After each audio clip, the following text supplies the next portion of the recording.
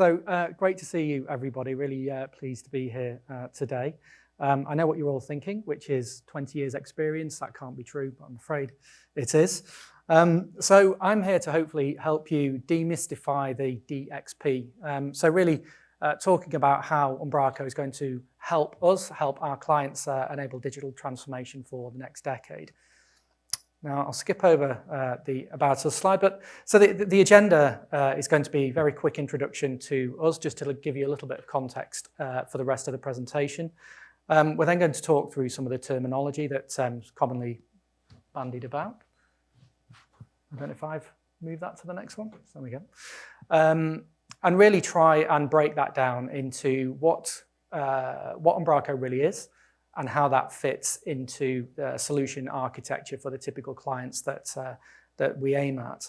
And we're then going to choose, sort of talk why we choose Umbraco and why we think you should too. And that's really important because we have a background working with a lot of different CMS and DXP products. We made a very conscious choice to work with Umbraco, and I'll talk a little bit about why that is. And hopefully that will speak to some of the vendors in the room who are either just at the beginning of their journey with Umbraco or perhaps deciding whether to start that journey. So our tagline is, we help ambitious clients get more from digital. So we don't attach ourselves at the very top level to any particular technology. And I know from talking to other partners in the room, there's quite a few of you out there who have a suite of tools that you use to address your clients' problems. And I think that's how most problems have to be solved these days, with just the complexity of the different environments out there. Unfortunately, it looks like my US and UK flags didn't translate too well onto the presentation. But if you can imagine, they were like little wings on either side. I was very proud of that. So yes, so we've been an Umbraco Gold partner in the UK since around about 2019. Recently became a Platinum partner in the UK, and then we're delighted to also become a Platinum partner in the US. Now, I alluded earlier to the fact that we have worked with lots of different CMS and DXP products, to the point where actually a little bit before we became an Umbraco Gold partner, we were the biggest reseller in the world for a competing CMS product, which shall go unnamed. Yeah, 6 years running, we were the biggest reseller in the world. We saw the market changing in front of us, and we wanted to choose a platform that we thought would help us help our clients. And that's how we came to Umbraco, which hopefully is good news for everybody to hear. In terms of what we do, again, just to give a little bit of a context, we don't just use Umbraco for building websites. Of course, that's one of the key use cases, but we do a lot more than that. So we will build anything that you can access in a browser, from a B2B portal to an e-commerce site to an intranet. And we do a lot of mobile app development as well. So we have our own product range, our own mobile app platform that integrates with other solutions that we build, including Umbraco. And we'll come back to that integration point repeatedly through the presentation and how that links to the composable DXP context. So we work in online community. We have experience design and branding, user experience, support, hosting, data and insight, and consultancy. And actually, Umbraco touches almost every one of those areas, and it's certainly our technology of choice now for new projects going forwards. So with that in mind, I wanted to talk a little bit about the CMS versus DXP question. Maybe everybody in this audience has completely understood that now, but I find that a lot of clients in the UK are still not quite sure, is a DXP a replacement for a CMS? Is a CMS an outdated thing and DXP is a new thing? It's a little bit more complicated than that, at least on the surface. So we've been on a journey as an industry, going from developer-owned and managed websites, where if, as a marketer, if you wanted a change made, it was very much IT's baby, and they would make the change, through to the CMS, where the control has been put in the hands of the marketing team. And really, a DXP is a development of that. So if we think of a CMS as being used to manage and present content, then what we've seen is an evolution in the market where multi-channel, omni-channel orchestration has come into play. UX expectations have evolved dramatically. And basically, the CMS didn't solve those problems. So that's where the digital experience platform came into play. And it adds lots of these features now that people expect from their experiences. So the sort of analytics, the personalization, things like your split testing, digital asset management, etc. They all come into play in this digital experience platform.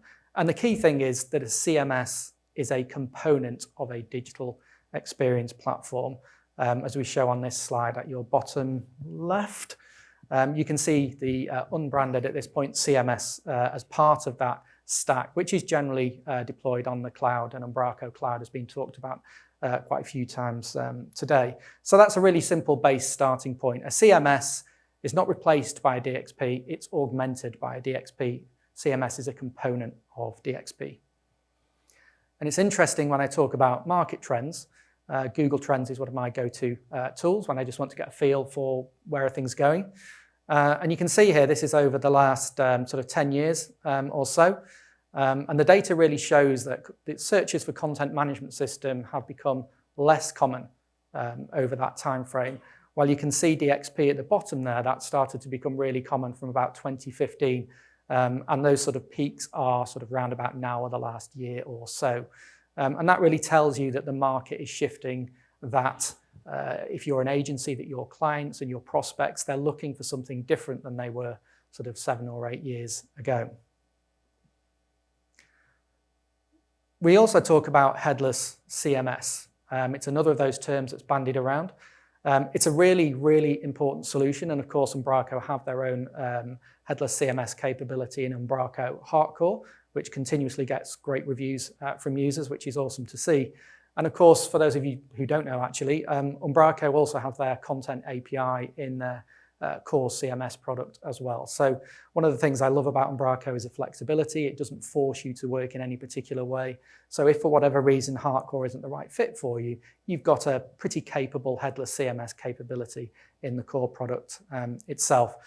But if you boil it down to the really simplest element, then your headless CMS can be thought of as a repository for storing and managing your data, your content, and making it available to other systems. So that presentation element that you get with a traditional CMS just isn't there.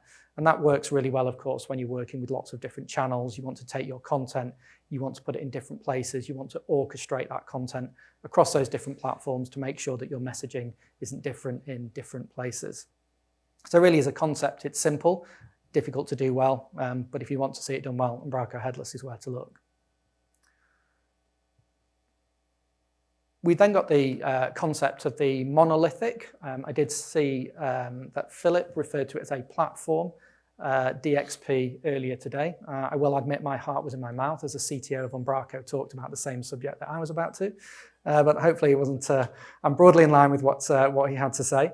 So a monolithic DXP is really a single solution that attempts to bring in all of those capabilities that I touched on earlier into a single software product. They probably don't like to use the term monolithic. It's a bit legacy, but in reality, that's broadly what it is. It's a single piece of software. And again, everything's moving towards cloud, so I included the cloud infrastructure piece there. Now, a composable DXP is quite a different thing. So the key element there is that the box surrounding all of those parts has disappeared. So what we're really saying here is the color codes indicate that those components can come from whichever vendor you choose. That's really attractive in lots of ways. It allows you to pursue a best of breed strategy or even best for you strategy. It doesn't mean you have to have the best of everything if that's not what you need. And it allows you to plug those systems together and orchestrate them to work really, really well. So you can choose what you work with. You don't have to work and pay for those functionalities in the monolithic DXP. So there's a number of issues with the monolithic approach that composable addresses. I've touched on some of them there. I think I've heard people mention already today that you risk paying for functionality that you're not using. You can risk shallow feature depth. So if you have a digital asset management capability in your monolithic DXP, you might find that it doesn't compare well with specialist products out there like Binder or Cloudinary and those sorts of products. You can find functionality and requirement gaps as a result of that. So on paper, it does what you want, but when you get into it, actually, there are lots of functional gaps and it doesn't quite solve your problem. And it's often harder to integrate with and more difficult for developers to work with as a consequence. And composable DXP solves a lot of those problems. Now, you may have seen Philip's slide earlier where he showed the Venn diagram of composable and platform DXP with sort of hybrid sat in the middle. I've represented it slightly differently here, but the basic principle is the same. So what we're really saying here is that a hybrid DXP, those vendors are positioning themselves as having the functionality that you need in their DXP product, but allowing you to decouple that particular piece of functionality from the broader product and plug out something else in instead. So broadly, the APIs are designed from the ground up to allow you to plug a digital asset manager in, for example, on that diagram, and use that instead of their digital asset manager capability. And I think what's really interesting about that is actually over the last couple of years, Umbraco has really evolved into a vendor which can provide almost a hybrid DXP capability because of the richness of the components, the add-ons that they've released and the marketplace. So you end up with a composable DXP, which actually allows you to say, well, okay, I need commerce, I need a workflow management engine, I need a marketing and personalization suite, I needed an analytics add-on, etc. And you can find those either from Umbraco themselves or from the marketplace. So in many ways, they've kind of covered all of the bases. And that really takes you to that composable architecture piece. So what a lot of the pushback that I hear when I'm speaking to clients and when I'm speaking to technical people is that a composable architecture is fine on paper. It's a great principle, but in practice, it's very difficult and expensive to manage lots of different systems, to integrate them, etc. And I think we probably all heard that. And I agree. If done incorrectly, I think all of those things are true. So the approach that we've tended to take is to bring into play elements like integration platform as a service. I'm interested if anybody is familiar with what that is at all. You put your hand up. Not a single hand. Okay. So integration platform as a service, how can I describe that? So essentially, if you imagine you've got a dozen systems in your estate and you want them to all talk to each other, you can choose to integrate them directly, point-to-point integration. And if you can imagine what that looks like, you end up with lots of systems with lots and lots of lines intercrossing each other. And every time you change a system, you change multiple integration points, and you basically lose agility as an organization and you introduce complexity. What an integration platform as a service approach allowed you to do is essentially to integrate each system with the iPaaS solution. And then when you swap those systems out, you change one integration because it takes care of talking to the rest of the systems for you. And the really good solutions also give business users an ability to use visual builders, so low-code, no-code type solutions to say, okay, if this piece of data comes from over here, combine it with a piece of data from this system, convert it into this, and push it into that system over there. And that's how you simplify that integration challenge with a composable architecture, which is certainly one way of doing it, one that's we're big fans of. That also allows you to start looking at your data warehouse, your data lake type components as well. So once you've plugged all of those systems into your iPaaS solution, you can start to push all of that data out into your data warehouse, and then you can start to generate analytics and insights, point AI at that system, at that data set, and start to glean useful meaning from that data set. So last slide before I hand over to Mark. Really, Umbraco is a DXP that can do pretty much anything that you want it to. You can use it as that traditional CMS, which might be really suitable for smaller organizations.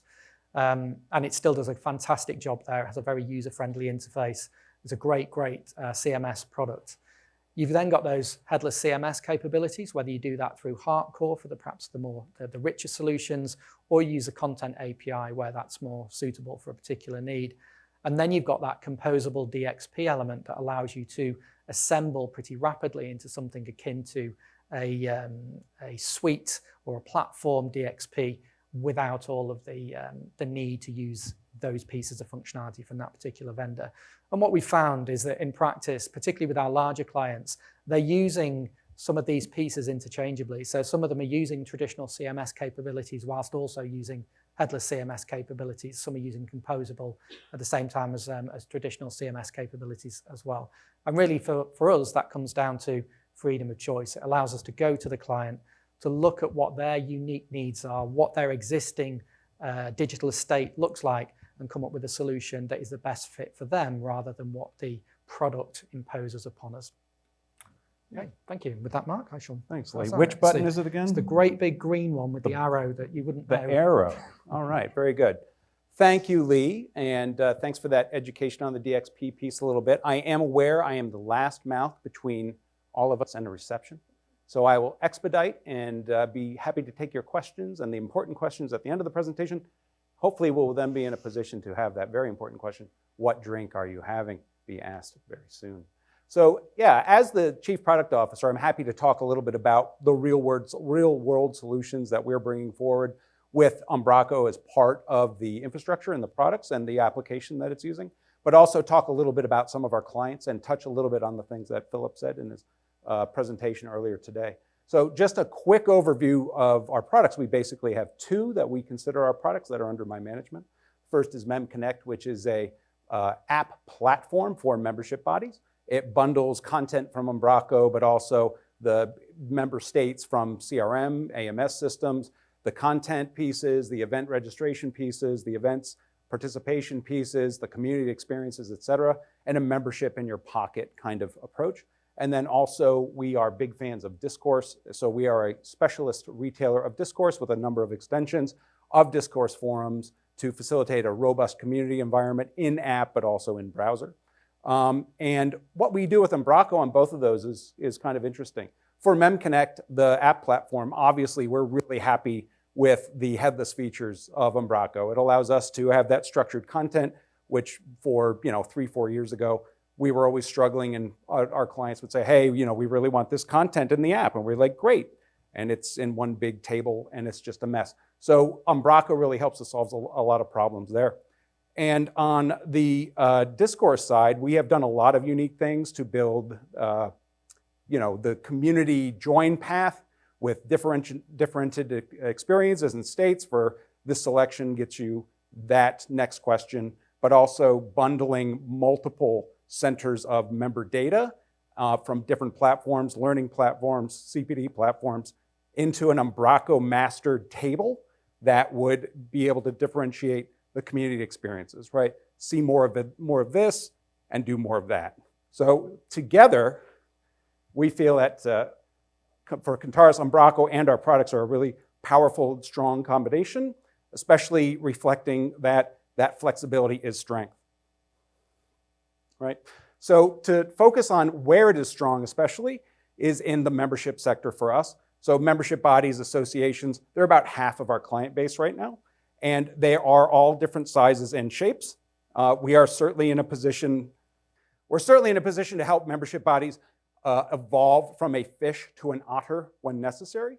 But looking at how Umbraco meets the different needs of the different membership bodies, Philip touched base on this a little bit earlier. Happy to bring that forward with a little bit more detail. So on the smaller side, Umbraco is really good for feature adoption. A number of the smaller membership bodies, we are their chief technology officer in a sense, right? They don't know that such features as A to B testing might be available. We might be introducing them to those features. And we're happy to do that, and as education is a big part of what we bring forward for the smaller membership bodies. So it really helps us advance their sophistication and brings them to be able to adopt these things with a very low risk. The community strengths are also important for those membership, for those membership bodies, as it will, help reinforce that not-for-profit ethos and have a community of people that are there to support them. For the larger and mid-size organizations, all that power is really able to be brought forward in ways that are really able to help make those larger organizations very successful. Lee, sorry. You okay? Yeah, I'm fine. Can you do some comments on the DXP approach for the larger membership bodies and helping bring an Umbraco approach for those organizations that might have 10 or 20 even member-facing areas of the tech stack from different SaaS platforms.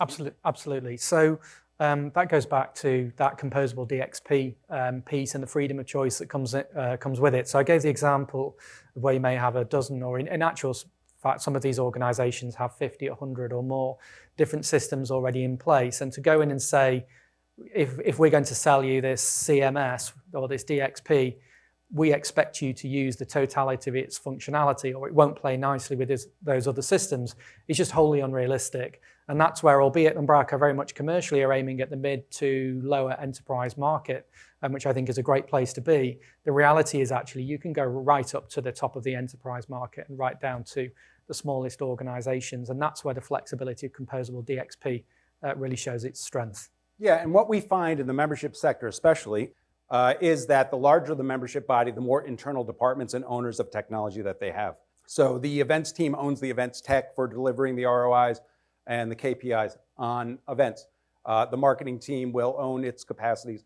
And for a larger organization, with all those different stakeholders inside the organization, you don't want to be in approaching a new business opportunity to tell their marketing director that they can no longer use Shopify, for example. The flexibility to incorporate those legacy tech stack elements into a whole new web experience while rebuilding the core user experience set is something that Umbraco is really good at and gives us the flexibility to look forward to future investments on apps with the headless content stores and future-proofing the experiences and the technology.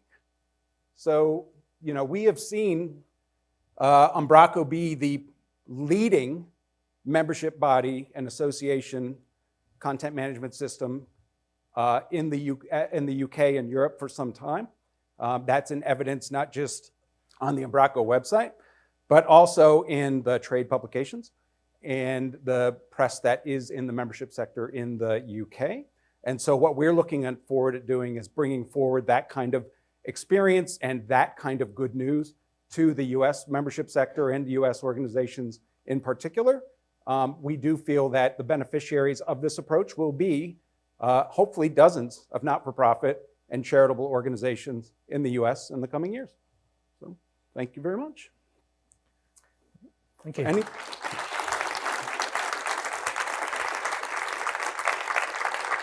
Questions?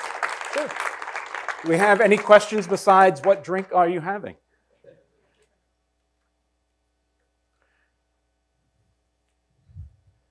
No questions? Yeah, question here. What have you found is the biggest challenge to service the smaller organizations and in terms of your organization? The big challenge on the smaller ones is helping them understand what is available with technology. You really do have to educate to be able to say, other organizations like your peers are seeing that they want to get this kind of benefit on personalization, not just from a CRM integration, AMS integration, but also potentially from something like the browser information that's collected for the individual sessions. So membership bodies, in the smaller membership bodies, there will not be potentially a developer talent on the staff, right? We will be their CTO. We will be helping them understand, the director of marketing is probably going to be owning the website and looking at individual contractors for little pieces of web work in the past. So we would be in a position to then help them understand what modernity looks like and help them realize what that vision might be. Yeah, just to add to that, I think one of the challenges we have, and maybe it is at both ends of the spectrum, but the challenge is slightly different, is making sure that maybe the less sophisticated technical buyers, that they don't have that resource in-house that Mark's mentioned there, that they understand what they need to do to be successful. When we were a smaller organization, one of the pain points that we encountered that we really had to evolve to address was that we'd put in a great piece of technology for a smaller organization and they wouldn't really know how to use it. They wouldn't understand what roles they needed, what skills they were missing, etc. And if you come from a very tech-focused mindset, you can forget some of that people, culture, process piece. So I think ensuring that they are set up to succeed from the beginning is really important. Otherwise, whether you've done anything wrong or not on the technology side, you still might be associated with a failed project, and obviously no brand wants that. Right, and I think as you climb the ladder from those fish to the otter to the porpoise, you'll find that the features of a DXP might be obviously more valued, but the higher that you go, the more likely it is that you're going to have to be the gel that goes around other pieces that they've had in place for some time. Wonderful. Thank you very much indeed. Thank you very much.